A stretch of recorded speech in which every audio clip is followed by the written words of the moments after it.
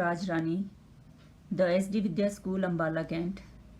Dear students, आज हम पद के विषय में पढ़ेंगे जिसके कवि रैदास जी हैं। रैदास जी का जन्म 1388 में बनारस में हुआ था।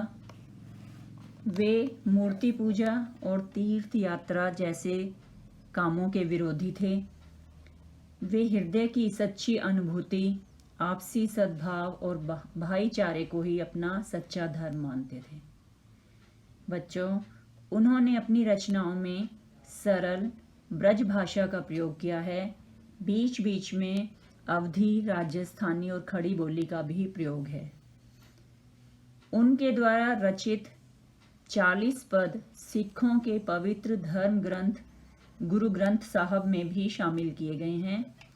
उनका निधन 1518 में बनारस में हुआ था।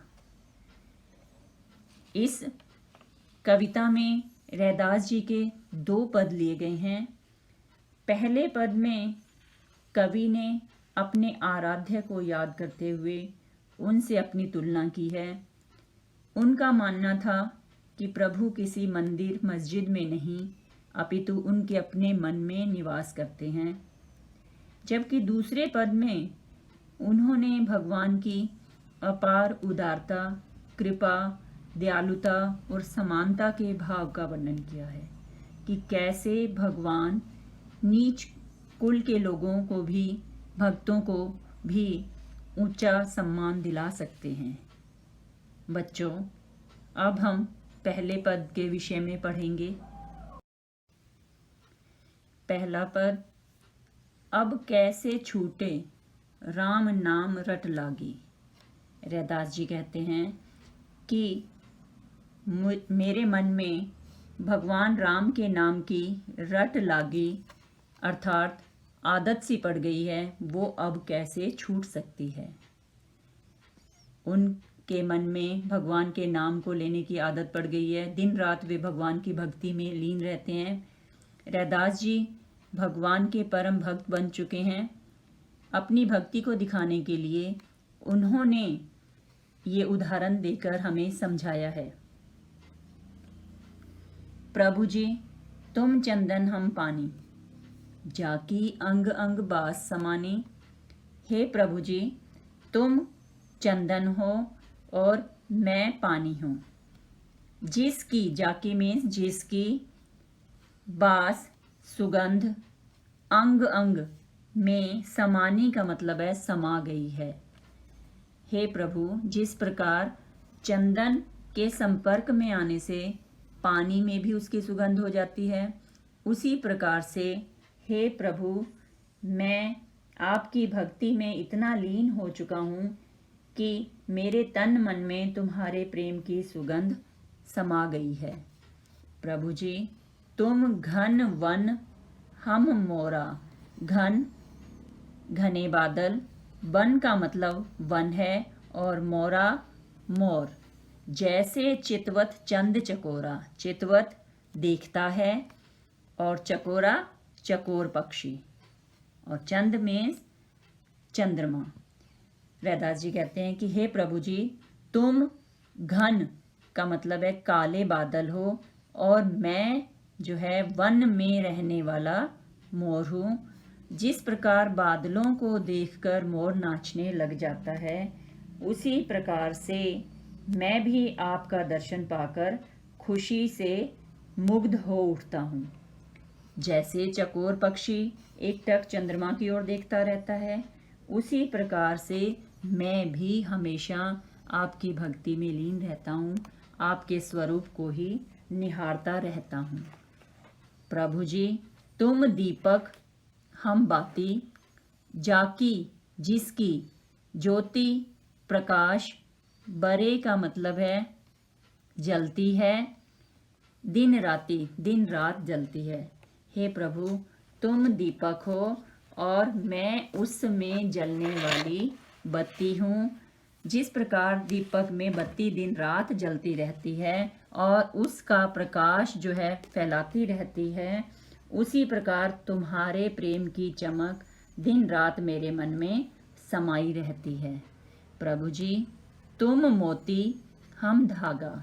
हे प्रभु तुम जो है उज्जवल बहुमूल्य मोती हो और मैं उसमें पिरोया जाने वाला धागा हूँ।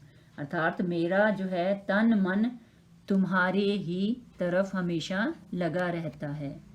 जैसे सोनही सोने से, सुहागा वह पदार्थ जिससे सोने को शुद्ध किया जाता है।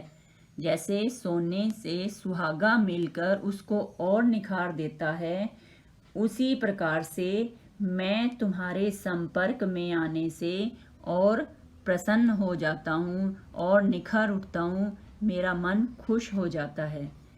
प्रभु जी तुम स्वामी, हम दासा और मैं सेवक हूँ। हे प्रभु जी तुम स्वामी हो और मैं आपका सेवक हूँ। ऐसी भक्ति करे रैदासा। रैदास जो है प्रभु के प्रति ऐसी ही दास्य भक्ति करते हैं।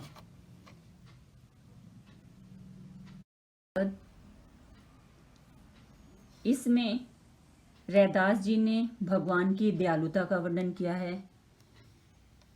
ऐसी लाल और तुझ बिन कौन करे। लाल प्रभु को कहा है कि हे स्वामी, हे प्रभु, तुझ बिनु, तुम्हारे बिना, कौन का मतलब है कौन, करे कर सकता है। हे स्वामी तुम्हारे बिना ऐसा कौन कर सकता है। अर्थात प्रभु ने ही रैदास जैसे नीच जाति के उत्पन्न व्यक्ति को संत की पदवी दिलाई, उन्हें सम्मान दिलवाया। इसीलिए उन्होंने कहा है कि हे प्रभु तुम्हारे सिवाय ऐसा कौन कृपा कर सकता है। गरीब निवाजू। हे प्रभु जी आप गरीब निवाजू अर्थात गरीबों और दीन दुखियों पर दया करने वाले हो। गोसाई अर्थात स्वामी, मेरा माथे छत्र धरो। आपने मेरे माथे पर भी, मस्तक पर भी छत्र मुकुट धारण करवा दिया है। हे प्रभु आप तो गरीब निवाजू हैं, दीन दुखियों पर, गरीबों पर दया करने वाले हैं।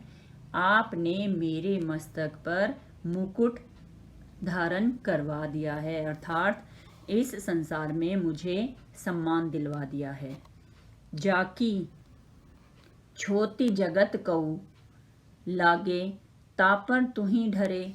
जाकी अर्थात जिसकी छोटी, अछूत, नीची जाति, जगत का मतलब है संसार, कऊ लागे कहते हैं, तापर उस पर, तुम ही, ढरे का मतलब है द्रवित हो जाते हो।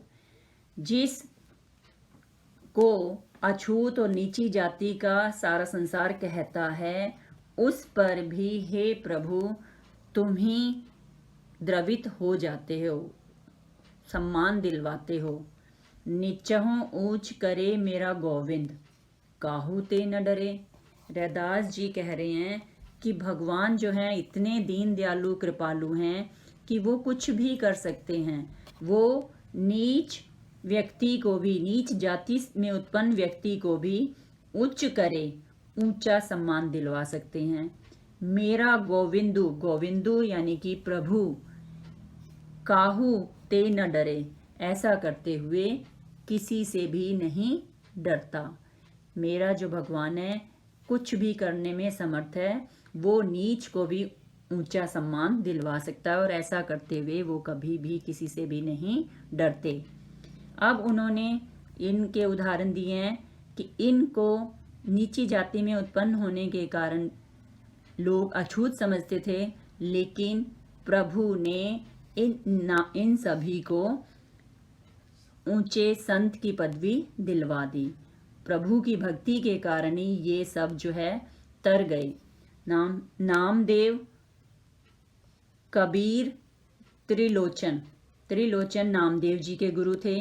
सधना जाति से कसाई था और सैनो नाई, इन सबको भगवान ने अपनी कृपा से ऊंची कोटि का संत बना दिया, और ये भगवान की कृपा से ही तरे का मतलब है तर गए, सम्मान को प्राप्त कर गए। कही रविदास सुनहु रे संतहु, रविदास जी भी रैदास के लिए ही प्रयोग हुआ है कि रविदास जी कहते हैं कि सुनहु रे संतहु, हे संतहु का मतलब है संत जनों, सुनहु सुनो, हरि जीव का मतलब है प्रभु, ते से सभई सरे, सब कुछ संभव है। भगवान से सब कुछ किया जाना संभव है। भगवान कुछ भी कर सकते हैं जिसे लोग पसंद नहीं करते। अगर वो भगवान की सच्ची भक्ति करते हैं तो भगवान उन्हें भी सम्मान दिलवा देते हैं। भगवान कृपालु और दयालु हैं।